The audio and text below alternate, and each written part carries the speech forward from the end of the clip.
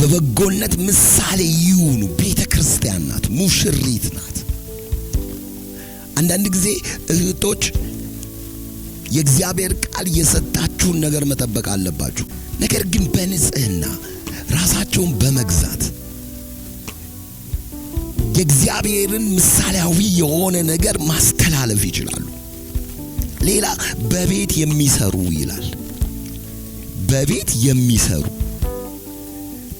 የሚሰሩ እዚህ ጋር ስራ ፈትንና ፍሬቢስነትንም የምናስወግድበት አንድ ነገር እህቶች ሞስት ኦፍ ዘ ታይም ወደ ስራው ዓለም ገብተው የስራውን ዓለም ሲገቡበት ጣፋጭ የሆነ ብዙ መነሳሳት ይፈጠራል። ለስራ ያላቸው ጥረትና ለስራ ያላቸው በጎነት፣ ለስራ ያላቸው ከፍተኛ መነሳሳት ለትውልድና ለሁሉም እንዲሆን ስለሚያስፈልግ ነው። በቤት የሚሰሩ በጎች፣ ክፉ ያልሆኑ ስራቸው ውስጥ በቤት አቀላጥፈው የሚሰሩ ልክ እንደ ምሳሌ ምዕራፍ 30 እንዳለችው ሴት በትጋት የሚሰሩ ነገሮቻቸው ሁሉ ለበጎ እንዲሆን የሚሆን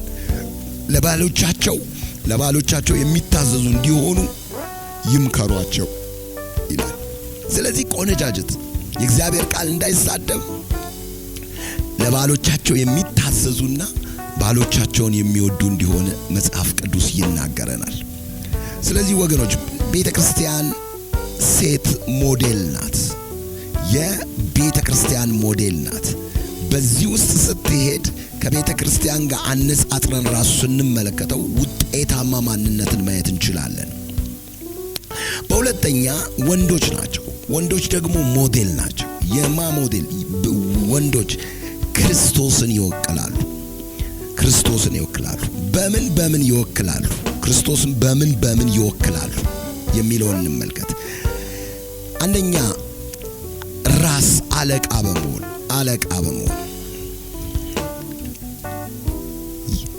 በመሆን ራስ በመሆን። ሁለተኛ እንደ ራስ አድርጎ በመውደድ።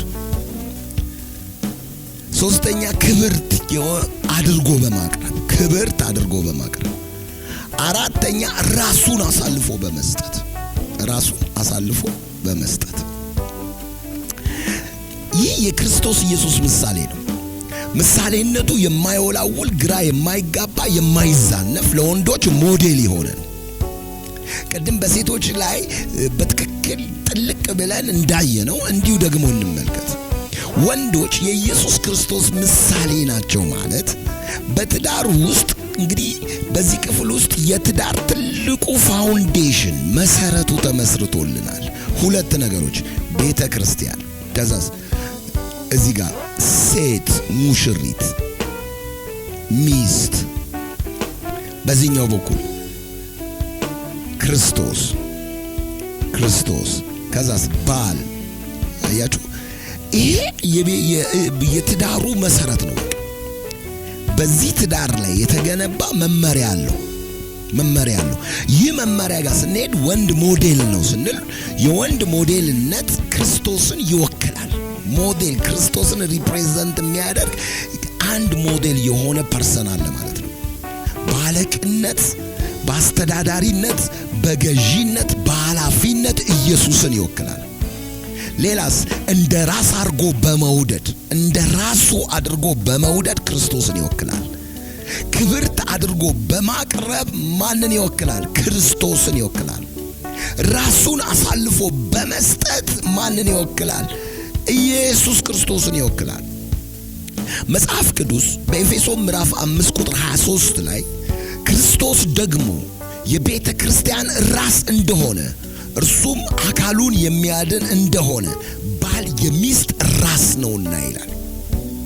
እዚህ ጋር የተሰጠው አንድ ነገር አለ፣ ተልእኮ አለው። አሁን ስለ ጋብቻ እያስተማረ ነው። ምሳሌ እየሰጠ ያለው ሐዋርያው ቅዱስ ጳውሎስ ኢየሱስ ክርስቶስን ነው። ክርስቶስ ኢየሱስ የቤተ ክርስቲያን ራስ ነው። ስለዚህ ባል የሚስት ራስ ነው፣ አለቃ ነው፣ አስተዳዳሪ ነው፣ ኃላፊ ነው። ኢየሱስ ክርስቶስ አካሉን የሚያድን ነው።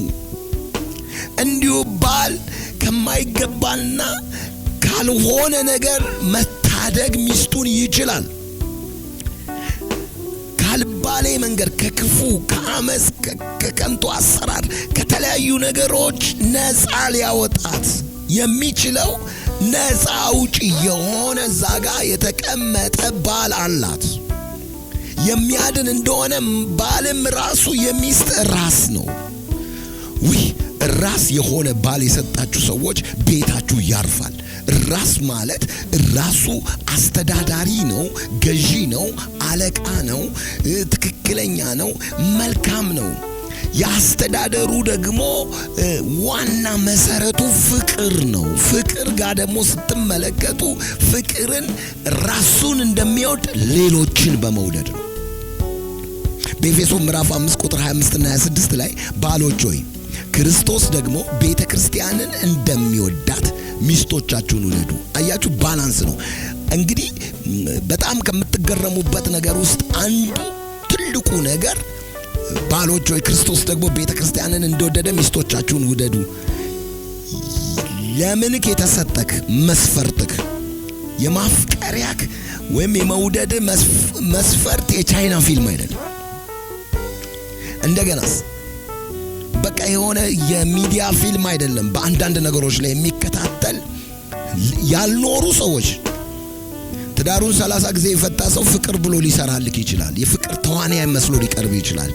ፍቅር እስከ መቃብር የሚባለው መጽሐፍም አይደለም የፍቅር መሰረት። የፍቅር ትክክለኛ መሰረት ወጥቶለት የተቀመጠው የኢየሱስ ክርስቶስ ፍቅር ነው።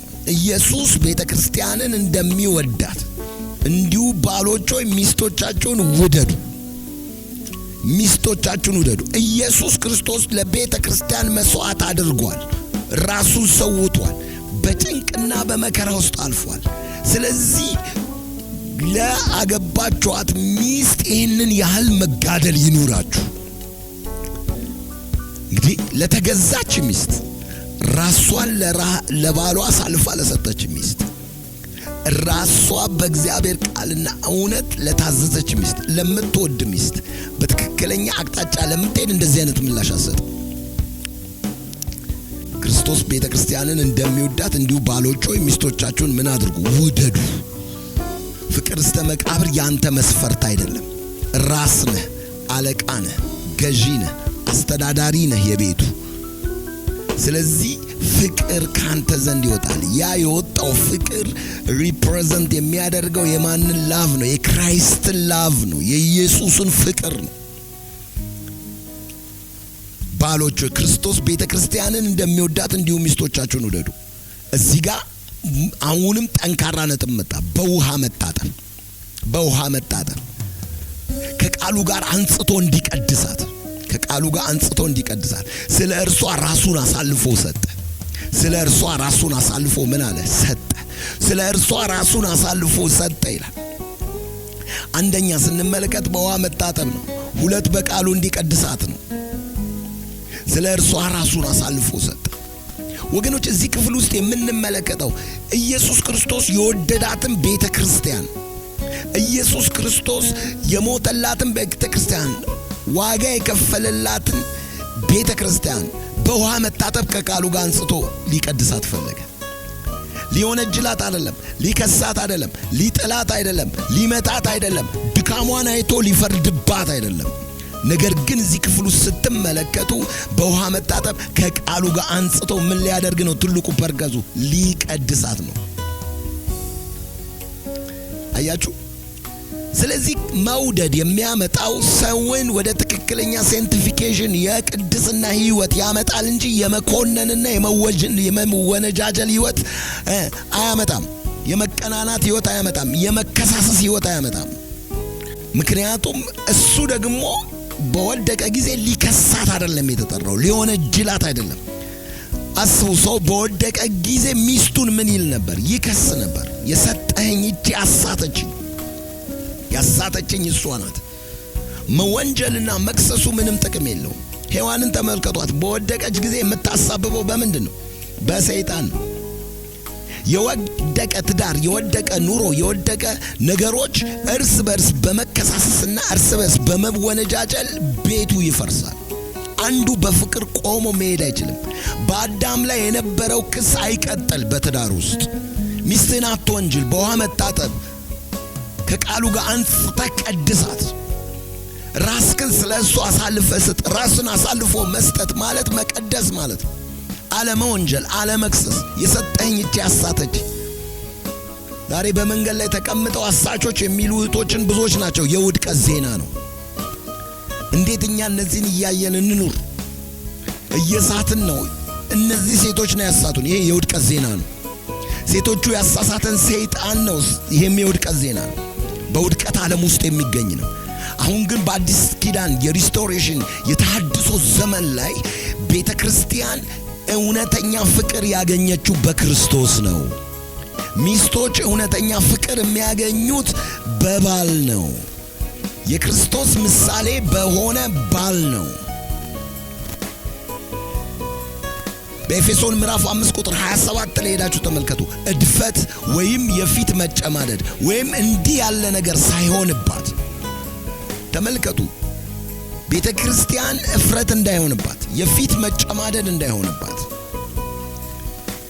እንደዚህ አይነት ሌሎችም ነገር ሳይሆኑባት ግን ቤተክርስቲያን ቅድስት ያለ ነውር ክብርት የሆነች ቤተክርስቲያንን ለራሱ እንዲያቀርብ ፈለገ። ምን ትማራለህ ዛሬ ከትዳር? የምታቀርበው ኑሮ በሰው ፊት ሊኖርክ ይገባል። በጉባኤ ፊት፣ በቤተ ክርስቲያን፣ በህዝብ ፊት የምታቀርበው ትክክለኛ የቤተሰብ ፒክቸርና የትዳር ፒክቸር አለ ማለት ነው። ያ ትክክለኛ የትዳርና የቤተ ክርስቲያን ፒክቸር ምንድነው? ያለ ፊት መጨማደድ፣ ያለ ፊት መጨማደድ። እንደገናስ እድፈት የሌለባት። ቅድም እህቶች በንጽህና አይደል የሚለው? በንጽህና። ንጽህና የውጪ ገጽታ ጉዳይ ብቻ አይደለም፣ የውስጥ ጉዳይ ነው። በደሙ የጸና ማንነት፣ ከትንኮሳ፣ ከቁጣ፣ ከንጭንጭ፣ ከአመጽ፣ ከበደል፣ ከክፉ ሸረብ፣ ከውስጥ ከሚሰሩ ምንም አይነት ነገሮች የነጻችን ቤተክርስቲያን ነው ክርስቶስ ሊያቀርብ የፈለገው። እንዲሁ ባሎች የሚያቀርቧት ምን አይነት ቤተክርስቲያን ናት? ምን አይነት ሚስት ናት? ምን አይነት የቤተክርስቲያን ምሳሌ ናት? ከድፈት የጠራች ናት። ከግርግር፣ ከሐሜት፣ ከከንቱ ነገር ራሷን የጠበቀች ቤተክርስቲያንን ነው የሚያቀርበው። ምክንያቱም መጽሐፍ ቅዱስ ሴቶች ራሳቸውን በመግዛት ይኑሩ ሲል ከዚህ ጋር የተያያዘ ጉዳይን ነው ሊያወራ የፈለገው። ምክንያቱም ከዚህ ጋር የተያያዘ ጉዳይ ነው። በመጽሐፍ ቅዱስ በአንደኛ ጢሞቴዎስ ላይ ሄደን ስንመለከት ምዕራፍ 3 ላይ ይህንን ያሳየናል። እንዲሁም ሴቶች ጭምቶች፣ የማያሙ ልከኞች፣ በነገር ሁሉ የታመኑ ሊሆኑ ይገባቸዋል ይላል።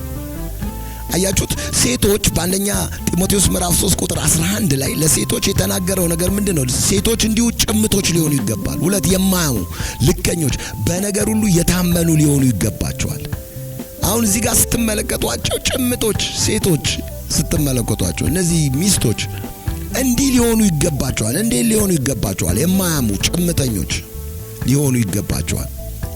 በአንደኛ ጢሞቴዎስ ምዕራፍ 2 9 እና 10 እንዲሁ ደግሞ ሴቶች በሚገባ ልብስ ከፍረትና ራሳቸውን ከመዝጋጋ ሰውነታቸውን ይሸልሙ፣ እግዚአብሔርን እንፈራለን የሚሉ ሴቶች እንደሚገባ መልካም በማድረግ እንጂ በሹሩባ፣ በወርቅ፣ በእንቁ ወይም ዋጋው እጅግ በከበረ ነገር አይሸለሙ ይላል።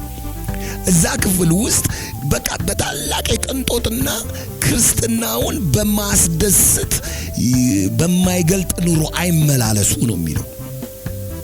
ስለዚህ ስትመለከቱ በዛ ክፍል ውስጥ ከሚሰጠን ነገር ውስጥ አንዱ እንዲሁ ሴቶች በሚገባ ልብስ ይሸለሙ፣ ራሳቸውን ከመግዛት ጋር ራሷን የምትገዛ ሲሆን ሴት በነገር ሁሉ እየተገዛች በዝግታ ትማር ይላል። ሴት ግን በዝግታ ትኑር እንጂ ልታስተምር ወይም በወንድ ላይ ልሰለጥን አልፈቅድም ይላል። ዳት ሚንስ የመሰልጠን የአገዛዝን ነገር ይዛ በትዕቢት በቁጣ ቅድም እንደነገርኳችሁ ወደ ማናጀሩ ኦፊስ ስትገባ ያንን ገጽታ አታሳይም። በባሏላና በቤቷ ላይ ለምን ታሳያለች? ካሳየች ያከባድ ነው፣ መገዛትን የጣሰ ነው። ስለዚህ አንድ ነገር ልንመለከት የሚገባው ይህንኑ ነው። በሌላም ክፍል ስንመለከት ይህንኑ የእግዚአብሔርን ቃል እናያለን። ስለ ባልቴቶች ይናገራል፣ ስለ ሴቶች፣ ስለ ሁሉ ሳይናገር ያለፈበት ነገር የለም የእግዚአብሔር ቃል። ስለዚህ ዛሬም ሴቶች በነገር ሁሉ ሊገዙ ይገባቸዋል። ምን አይነት ሴትን ነው የምታቀርበው? ነጭላጫ የሆነች ሴት ምን አይነት ሴትን ነው የምታቀርበው? በራሷ አልባሳትና ወርቅ በመሸረቧ የምትመካ ወይስ ልቧ የተዋረደ ለክርስቶስ የተገዛችና እግዚአብሔርን የምታከብር ሴት? ክብር ለኢየሱስ ይሁን። ስለዚህ እርሷን ለራሱ እንዲያቀርብ ክብርት የሆነችውን ቤተክርስቲያን ለራሱ እንዲያቀርብ ፈለገ። ክብርት የሆነችን ሚስት ለራሱ እንዲያቀርብ ፈለገ። ክብርት የሆነችን ሚስት ለቤተክርስቲያን ስታቀርብ ቤተክርስቲያን በሷ ይታነጻል፣ ቤተክርስቲያን በሷ ይታመናል፣ ለቤተክርስቲያን በረከት ትሆናለች፣ ለቤተሰብ ለአካባቢ በረከት ትሆናለች። ፍሬዋ ሌላውን የሚጠቅም ይሆናል። ክብርት የሆነች ቤተክርስቲያን፣ ክብር ለኢየሱስ ይሁን። ክብርት የሆነች ሚስት፣ ፊት መጨማደድ የሌለባት፣ እድፈት የሌለባት፣ ቅድስና ያለባት፣ ነውር የሌለባት ክብርት የሆነች ሚስት። እንዲሁ ባሎች ደግሞ እንደ ገዛ ስጋቸው አድርገው የገዛ ሚስቶቻቸውን ሊወዱ ይገባል። የገዛ ሚስቱን የሚወድ ራሱን ይወዳልና። እንግዲህ ካኑ ኢማጂን ዲስ ይሄኛው እግዚአብሔር ክብርት የሆነችው ቤተክርስቲያንን የሚያስተዳድረው ባል የተባለ አስተዳዳሪ፣ አለቃ፣ ኃላፊ ያንን ክብርት የሆነችውን ቤተክርስቲያን የሚያቀርበው ያ ባል ራሱን አሳልፎ መስጠት አለበት። እንደ ገዛ ስጋው አድርጎ ሚስቱን ሊወድ ይገባዋል። ገብጋባ፣ ቆንቋና፣ ራሱን ላይ የተካበ ራሱን በመውደድ በጣም የተነሳሳ ማንነት ሊኖረው አይገባም። በመውደድ ግን በኤፌሶን ምዕራፍ 5 ቁጥር 28 ላይ እንደተገለጸው ፍቅርን ሼር የማድረግ ካፓሲቲ ሊኖረው ይገባል። እነሆ ከእናንተ ደግሞ እያንዳንዱ የገዛ ሚስቱን እንግዲህ እንደ ራሱ አድርጎ ይውደዳት፣ ሚስትም ባሏን ትፍራው ይላል። ክብር ለኢየሱስ። ስለዚህ በጋብቻ ውስጥ ስንመለከት በወንድና በሴት ወይም በቤተ ክርስቲያንና በክርስቶስ ምሳሌነት ጋብቻ የተቀናጀ ነው። ስለዚህ በሚቀጥሉት ርዕሶቻችን ላይ ደግሞ አሁንም እንቀጥላለን። ጋብቻን በእግዚአብሔር ቃል እይታ ክርስቲያናዊ ጋብቻና አማኝን እያየን እንመጣለን። በእነዚህ ውስጥ በመግቢያው ላይ ያየናቸውን ፖርሽኖች በሌላም ላይ የምናሟላቸው ይሆናል። ሰፋ ብለን እናያለን። ስለ ዛሬው ትምህርት እግዚአብሔር የተመሰገነ ይሁን። ክብር ለኢየሱስ ይሁን።